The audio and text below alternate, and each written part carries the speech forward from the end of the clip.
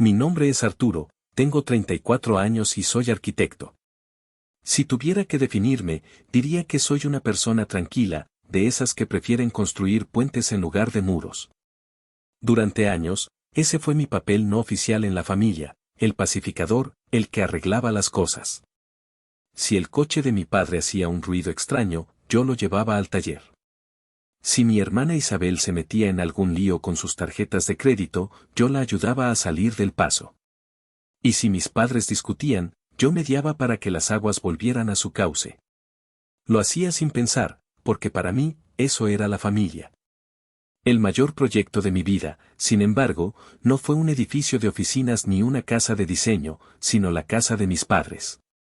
Hace unos 3 años, la vivienda donde crecí se estaba cayendo a pedazos. Las tuberías eran un desastre, la instalación eléctrica era un peligro y había humedades en cada rincón.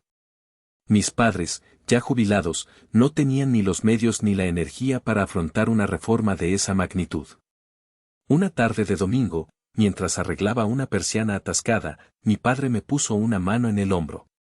«Hijo», me dijo con esa voz seria que usaba para las cosas importantes, «sabes que esta casa, algún día, será tuya. Es tu legado. ¿Qué te parece si nos ayudas a ponerla en condiciones? Tú eres el experto». Mi corazón se llenó de orgullo.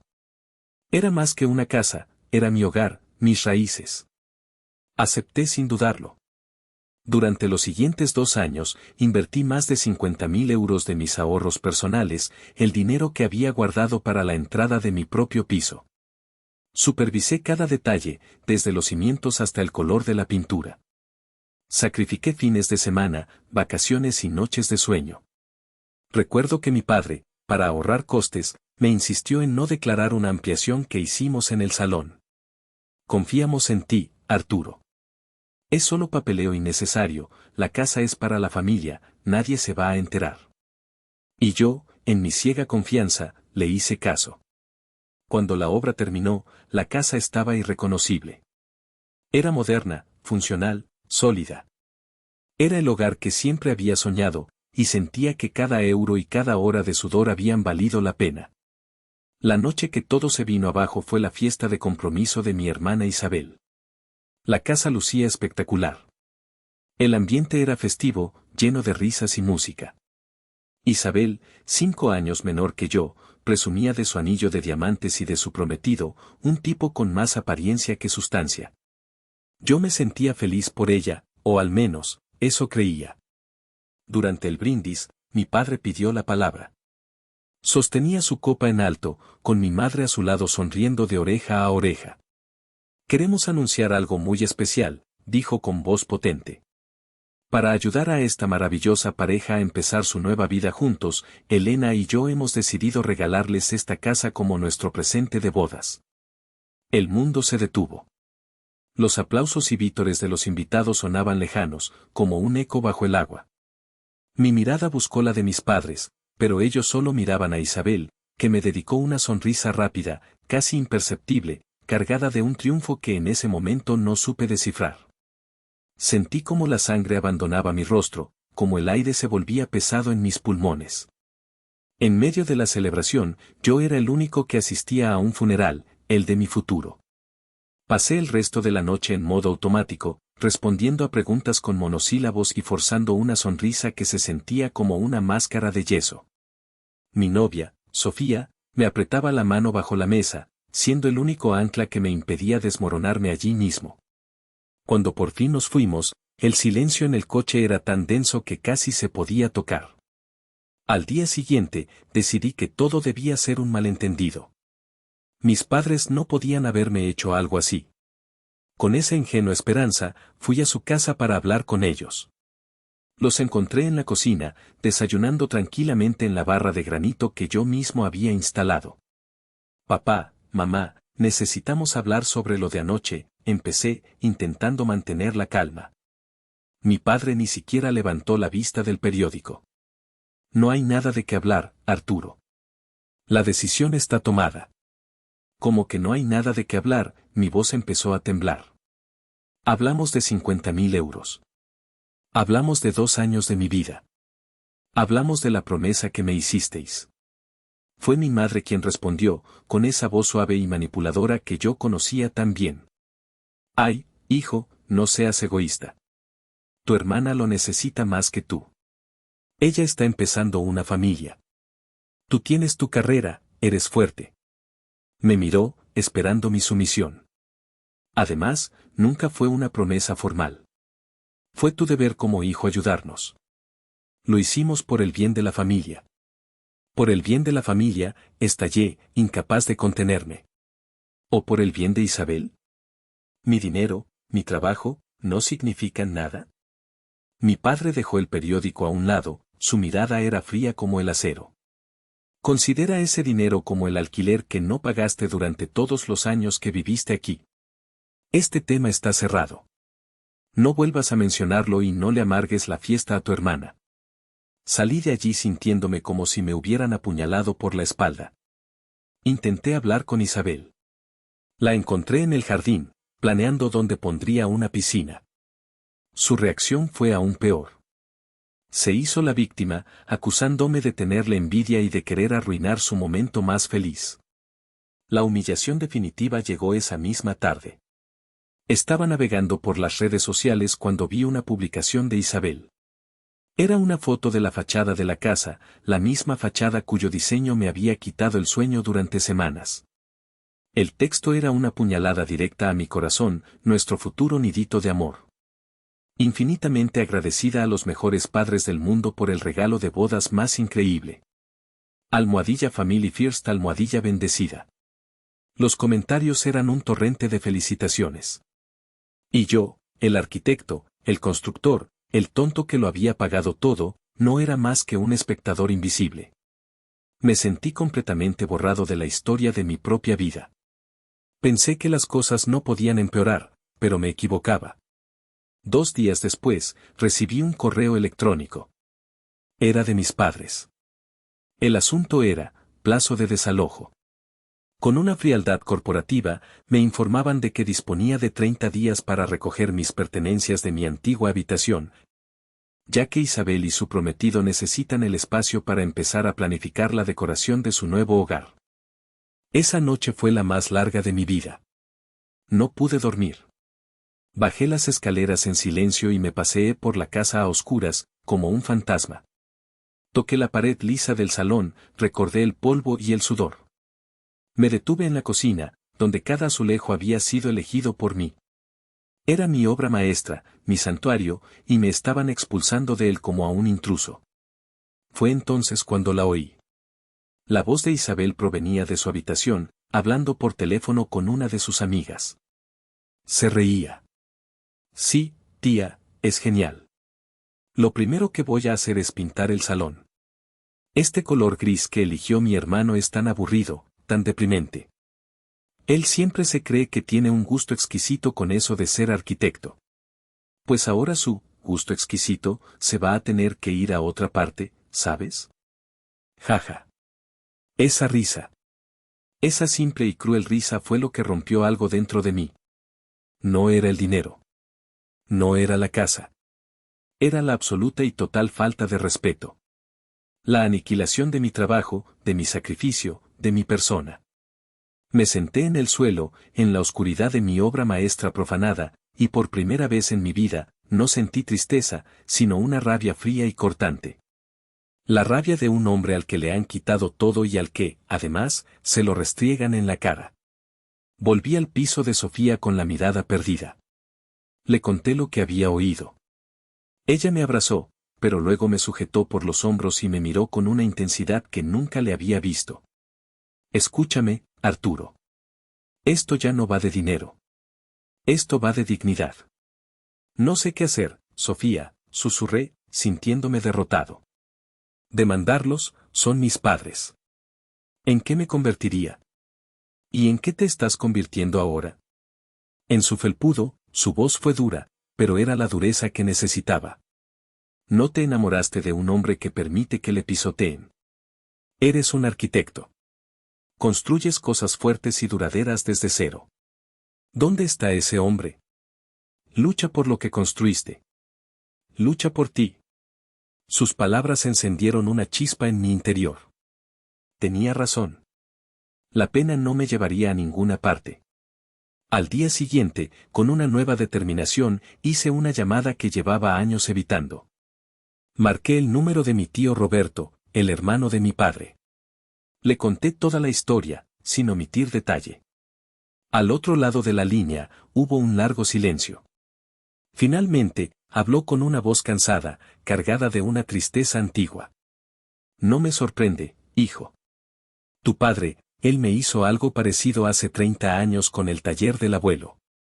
Me pidió que invirtiera para modernizarlo y, cuando estuvo funcionando a pleno rendimiento, me echó con una excusa. Por eso me fui y casi no volví a tener contacto. No estás loco, Arturo. No te lo estás imaginando. Es su forma de actuar. Colgué el teléfono, y la rabia que sentía se había transformado. Ya no era un fuego caótico, sino una llama concentrada, precisa. Era la llama de la justicia. Mi familia no solo me había traicionado a mí, había una historia, un patrón. Y yo iba a ser quien lo rompiera. La conversación con mi tío Roberto fue el catalizador final. Al día siguiente, Sofía y yo nos reunimos con un colega suyo, un abogado especializado en derecho inmobiliario llamado David.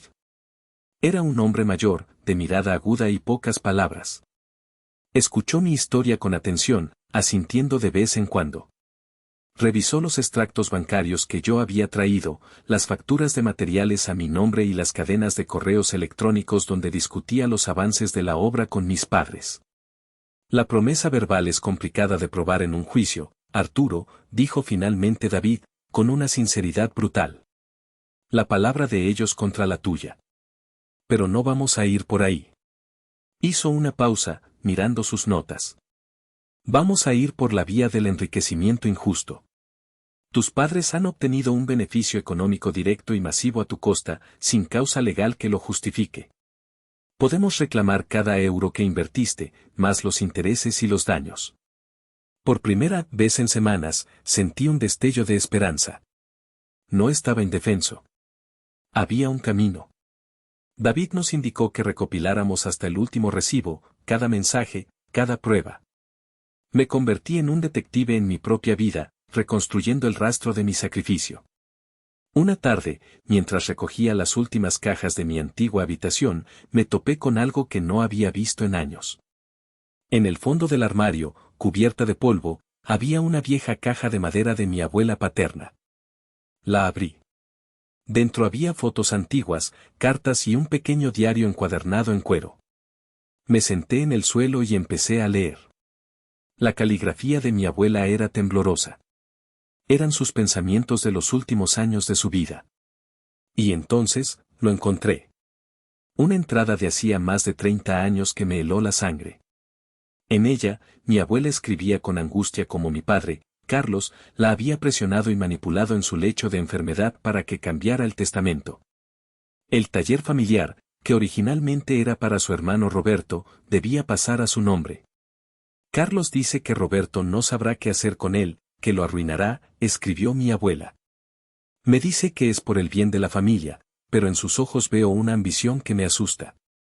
Sostuve el diario con manos temblorosas. No era solo yo. No era solo mi dinero. Era un patrón de codicia que se había repetido.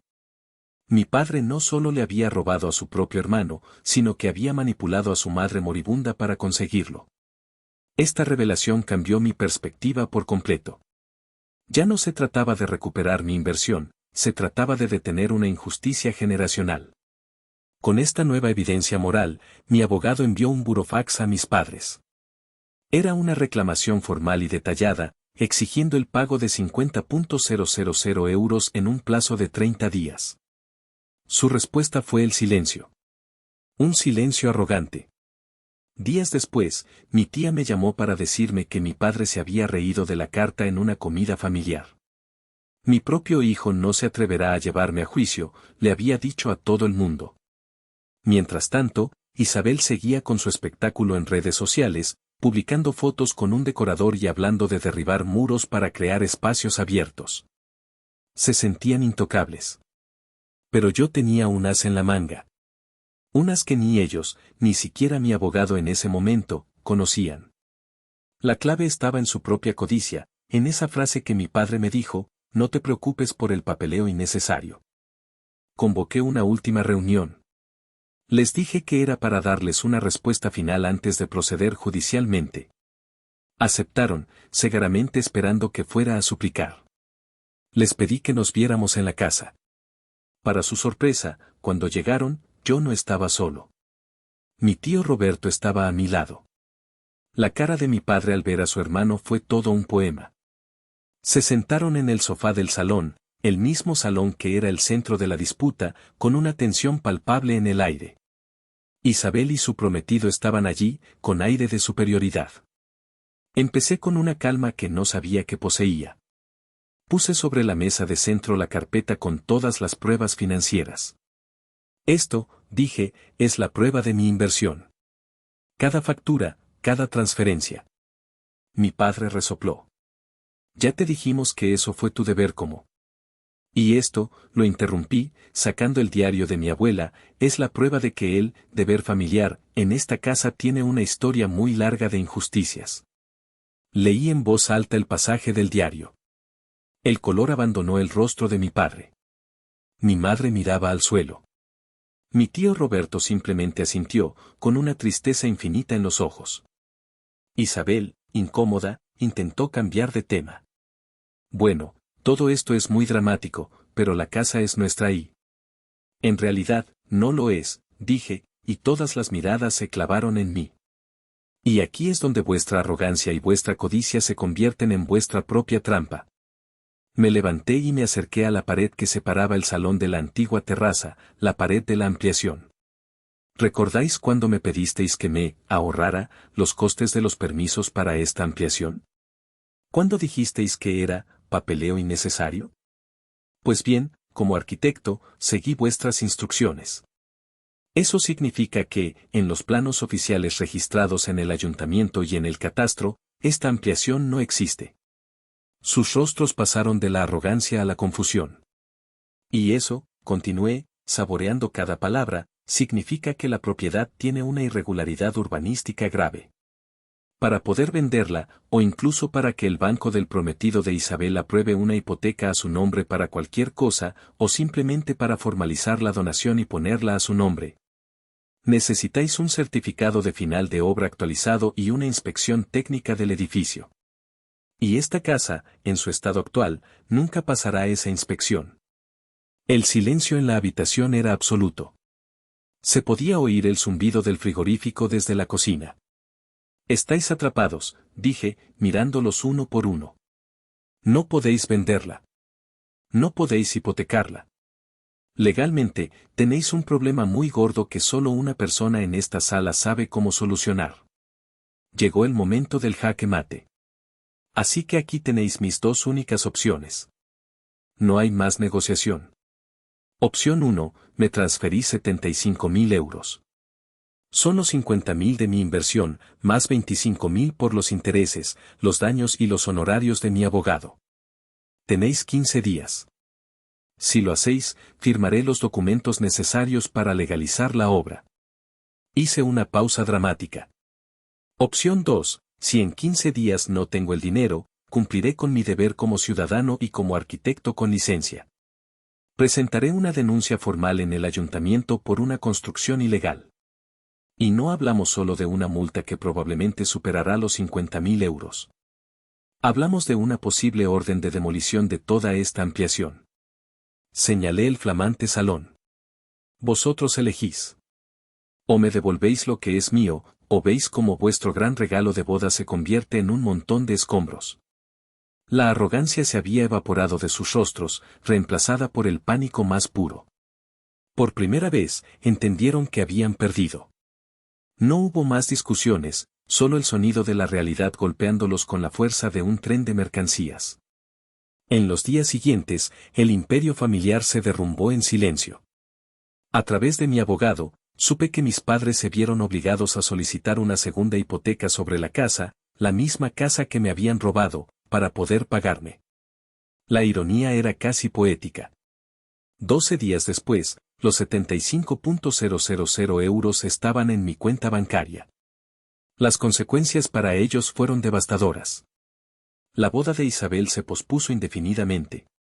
Su prometido, al descubrir que la casa de sus sueños venía con una deuda masiva y una familia rota, rompió el compromiso. Las publicaciones de Isabel en redes sociales cesaron. Su mundo de apariencia se había hecho añicos. Unas semanas después, quedé con mi tío Roberto en una cafetería. Le ofrecí una parte del dinero, como un acto simbólico para enmendar la injusticia que le habían hecho a él. Se negó a aceptarlo, pero sus ojos se llenaron de lágrimas. Tú ya has hecho suficiente, Arturo, me dijo. Has hecho lo que yo nunca tuve el valor de hacer. Has roto el ciclo. Esa es la mejor compensación. Ese día, sentí que había recuperado a una parte de mi familia que ni siquiera sabía que había perdido. Corté todo contacto con mis padres y mi hermana. No hubo gritos ni despedidas dramáticas. Simplemente, un silencio que lo decía todo. 6 meses más tarde, la vida era completamente diferente. Sofía y yo estábamos en el jardín de nuestra propia casa, una casa acogedora que habíamos comprado con el dinero recuperado. El sol de la tarde caía suavemente mientras yo pintaba una de las paredes del porche. Era un color alegre, un azul lleno de esperanza. Mientras pasaba el rodillo, reflexioné sobre todo lo ocurrido. Había perdido una casa que creía mía y a una familia que demostró no serlo. Pero había ganado algo infinitamente más valioso, mi respeto propio. Había pasado mi vida construyendo puentes, tratando de unir a la gente. Pero la lección más importante que aprendí fue que, a veces, lo más sano que puedes construir es un muro. Un muro para proteger tu paz, tu dignidad y tu futuro. Y allí, bajo el cielo abierto, con la mujer que amaba a mi lado, me di cuenta de que por fin era el arquitecto de mi propia vida.